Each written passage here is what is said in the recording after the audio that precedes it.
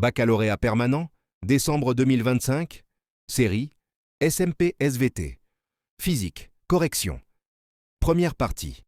Transcrire les phrases suivantes en les complétant convenablement. 1. La perméabilité magnétique est la propriété que possède un corps de se laisser traverser par la réponse et le champ magnétique, tandis que l'inductance d'une bobine est sa capacité à s'opposer à la variation de son. La réponse est courant électrique. 2. Les lignes de champ magnétique d'un aimant partent toujours du pôle.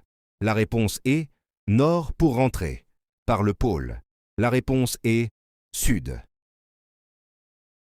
3. On appelle champ électrique d'un condensateur le quotient de la réponse est la tension à ses bornes. Par la réponse est la distance qui sépare ses armatures. 4. Le courant alternatif est un courant électrique. La réponse est variable, qui change de sens 2 fois par la réponse est période. 5. Dans un mouvement circulaire, lorsque le vecteur accélération est réduit à sa pointe composante normale, sa composante, la réponse est tangentielle est, la réponse est nulle. Traitez les 2 questions suivantes. 1. À l'aide d'une source de courant continu U, on charge un condensateur de capacité C. On double la différence de potentiel aux bornes de ce condensateur. Comment varient les 2 grandeurs suivantes? A. La charge absorbée. B. L'énergie emmagasinée? Réponse A. Charge absorbée. La charge électrique d'un point condensateur est donnée par la relation Q, CU. Si la tension est doublée, on a U, 2U. La nouvelle charge devient alors Q, CU, Q, 2CU, Q, 2Q. La réponse est lorsque la différence de potentiel point est doublée, la charge absorbée point par le condensateur est doublée. Réponse B. Énergie emmagasinée. L'énergie électrique emmagasinée dans un condensateur est donnée par W Illinois 1, 2, CU2. Si la tension est doublée, U il 2U. La nouvelle énergie est W Asia in 2, C 2U 2. W 4 1 2 CU2 PV 4W. La réponse est lorsque la différence de potentiel est doublée, l'énergie emmagasinée est multipliée par 4. 2. Considérons un galvanomètre à cadre mobile. Les côtés verticaux du cadre qui est retenu par un fil de tension sont placés dans le champ magnétique uniforme B qui leur est perpendiculaire. A. Écrire l'équation de l'équilibre du cadre du galvanomètre. Et B. Expliquer comment peut-on faire pour augmenter la sensibilité du galvanomètre. Réponse A. Équation de l'équilibre du cadre.